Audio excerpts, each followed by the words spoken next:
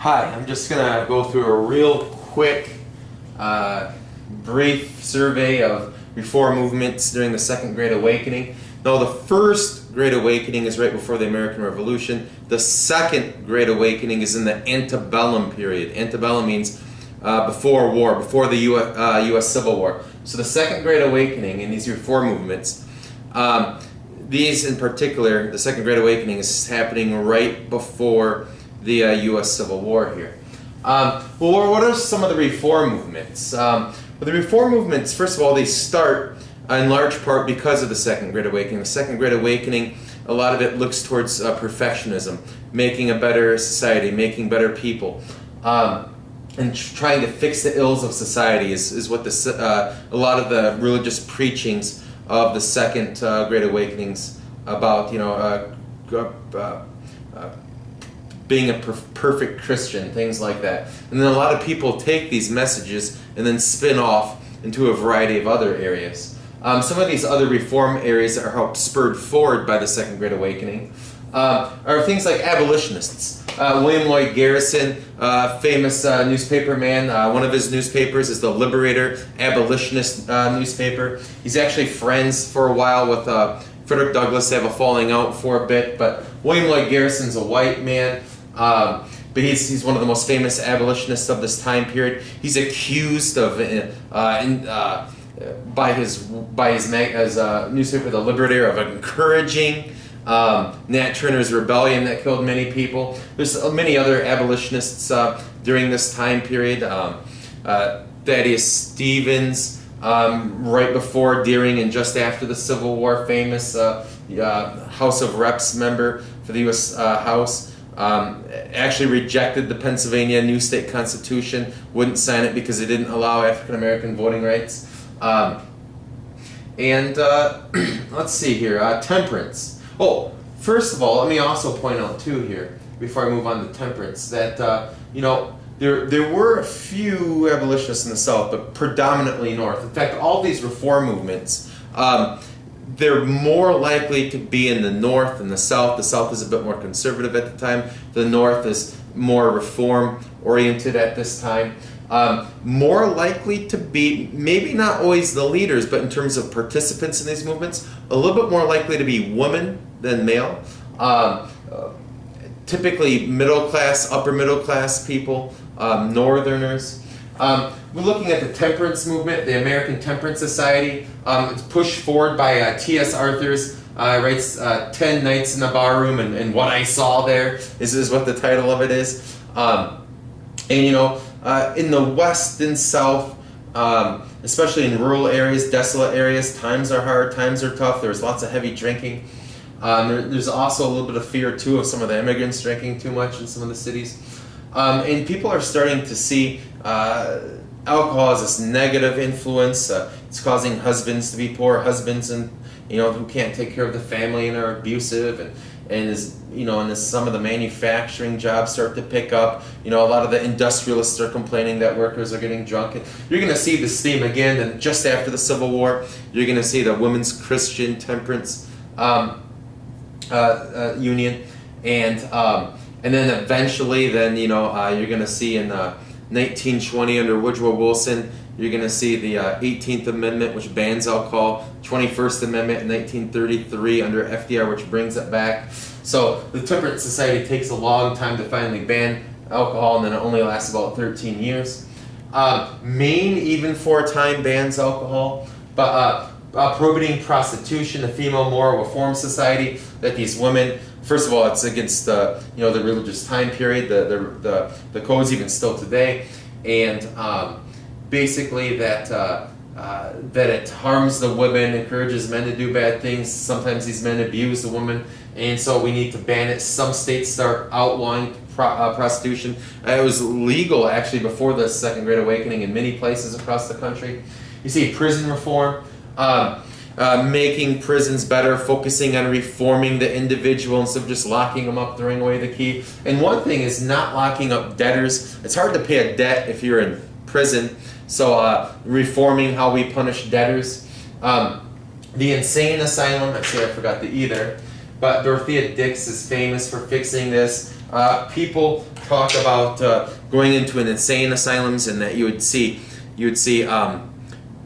people essentially, just chained to beds, 23 hours a day, 24 hours a day, go to the bathroom in your bed where you sit, not very appealing. And this talk, if you were sane and you were locked in an insane asylum for a week, you wouldn't be sane anymore. How is that going to make someone insane become sane?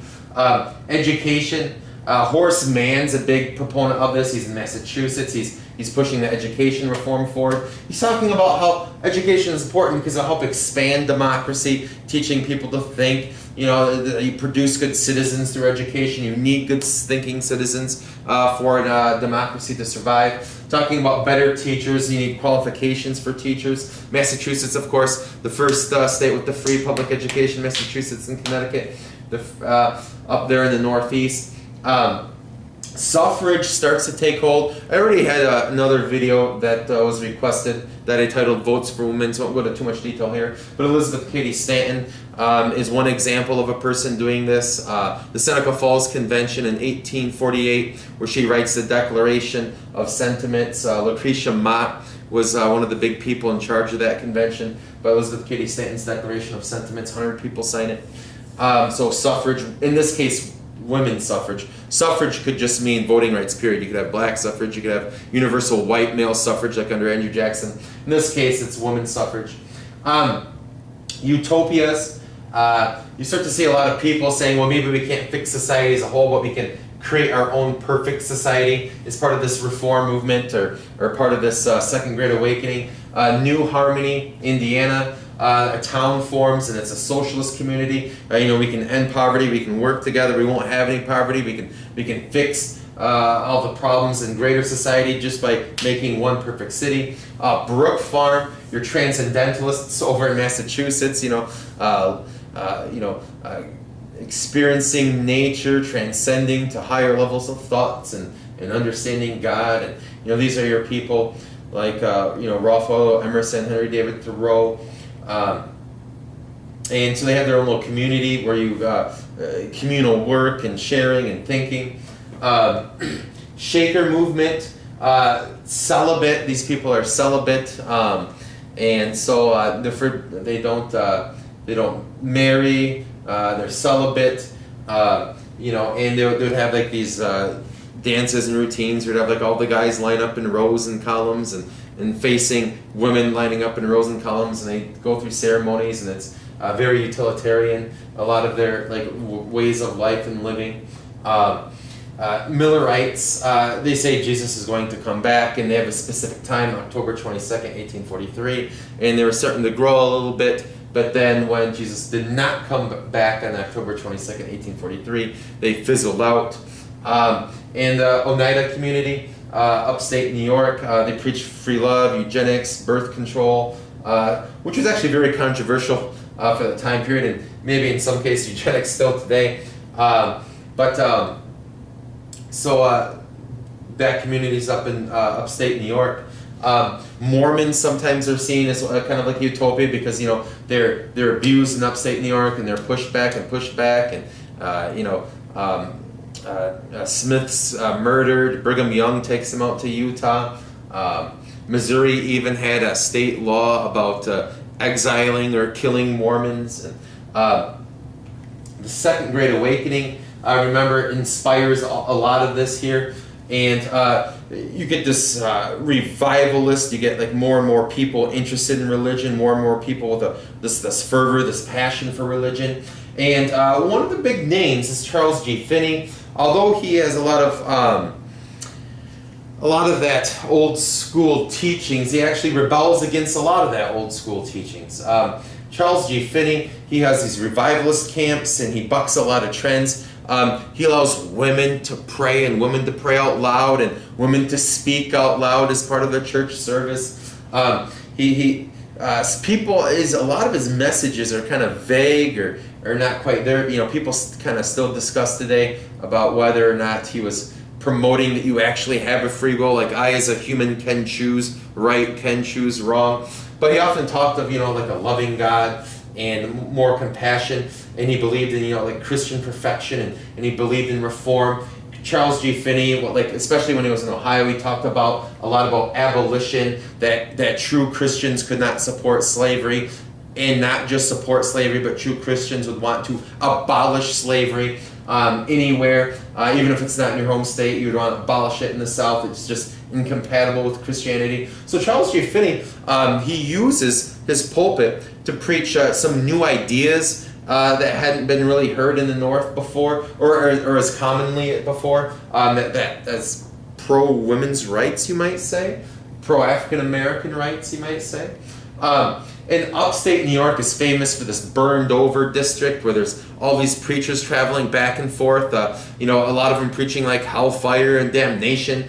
But overall, during the Second Great Awakening, though, most of the North wasn't like the burned over district. It wasn't preaching hellfire and damnation. Most of the North was actually preaching more about reform, fixing society's ills, and more of that hellfire and damnation typically appealed more to people out west, to people down south.